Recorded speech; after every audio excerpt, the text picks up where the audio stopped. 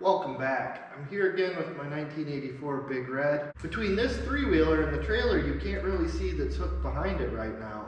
I'm going to have a fair amount of tech-related videos coming out over the course of the next week, two, maybe month, whatever it is. The reason for that is that my goal is to have this three-wheeler ready to go on a 3-day trip. So no trucks, nothing like that. Leave on the three-wheeler, put all my gear in the trailer, and go for a 3-day or so ride. As of right now, there should be 4 of us going on that trip, and we're all planning in our own way. I'd like to have this thing not break down on the trip, so I'm going to go through it, make sure everything's actually working the way it's supposed to. The other guys are responsible for their own three-wheelers. So we should have 4 three-wheelers running through the woods of northern Michigan on an adventure. But before I start working on it, I'm just going to pick the video camera up. I'll do a little bit of a walk around. I honestly feel kind of bad for this three-wheeler. Three-wheelers usually come in 2 different varieties. Either they are extremely nice because somebody bought it, never used it, and it sat in the garage, or they are absolutely whooped, beat piles of junk. And this one is closer to the really nice variety. I had to put a gas tank on it. But other than that, there are stickers on here that I can't believe are still on a 36-year-old machine. So with that said, I'll just pick the camera up, kind of show you around, and we'll get...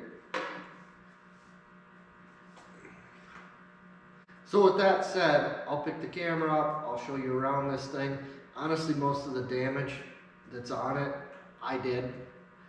There's some videos that are up online of this thing busting around through the woods. I'm not easy on it.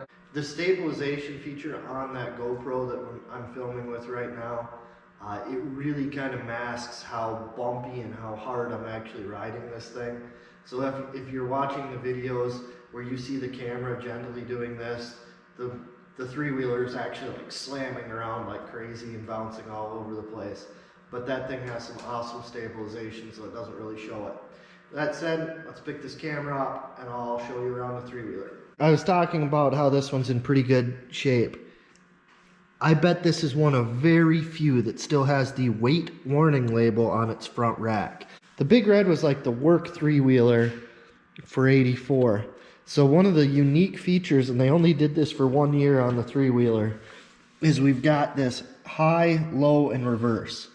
The '84 Big Red was the only year that had that. It also has a shaft drive, which was the first year of the shaft drive, I believe on three-wheelers period, but definitely on the Big Red.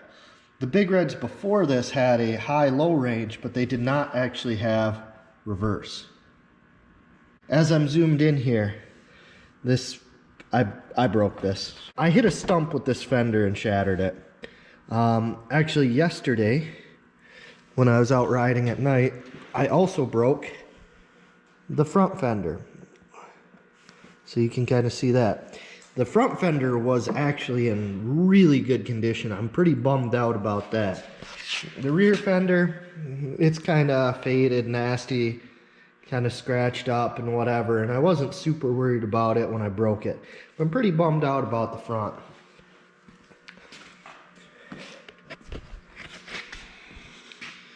Alright, so here's our little trailer. In order to be ORV compliant, you can only be 50 inches wide. This trailer is right on the nose, 50 inches from outside of the tire to the outside of the tire. So it's just barely legal. Now it's got some stuff that's going to need to be fixed on it, like that's not supposed to move like that. So I'm going to have to figure that out. It was originally bolted, they're all womped out, I'll probably just weld it. This trailer is really old and those are original tires. So I haven't decided what I'm going to do with those yet. I do have a spare rim. So I'll at least pick up a spare tire. Here's another one. This sticker, I've never seen one of these before, but this is pretty cool. Maximum trailer weight, 70 pounds. Hitch point weight, 30 pounds. So you can only have 30 pounds pressing down on here, but this is set up to tow 700 pounds worth of weight.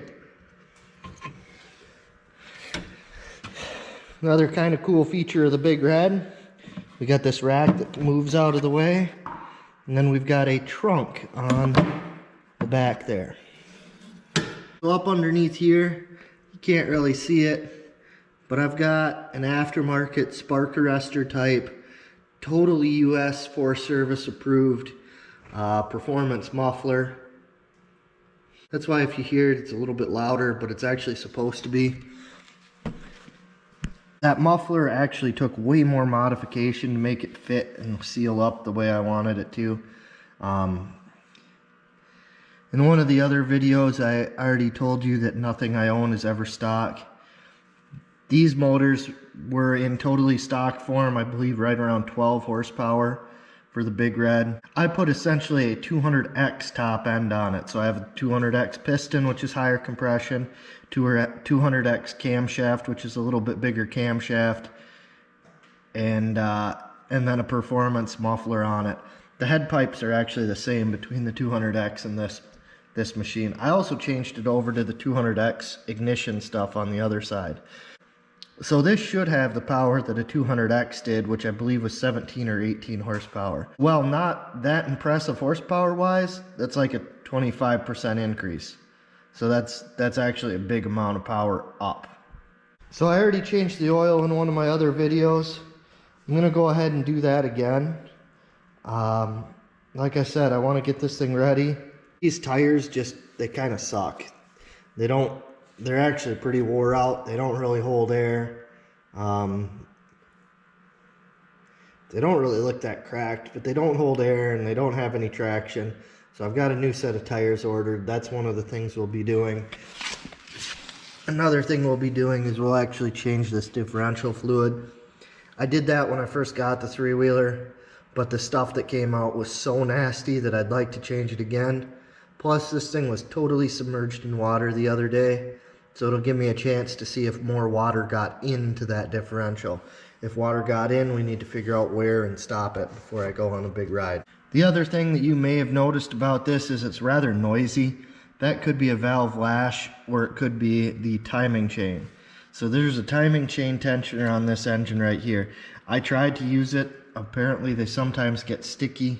So I'm going to have to try to figure out how to actually get that to work properly. One of the big bonuses to this three-wheeler for a trip like I want to do is underneath the seat. Oh look, the toolbox thing fell off, which is kind of a little bit dangerous. So that's our toolkit, the factory one. It apparently fell out from under the seat.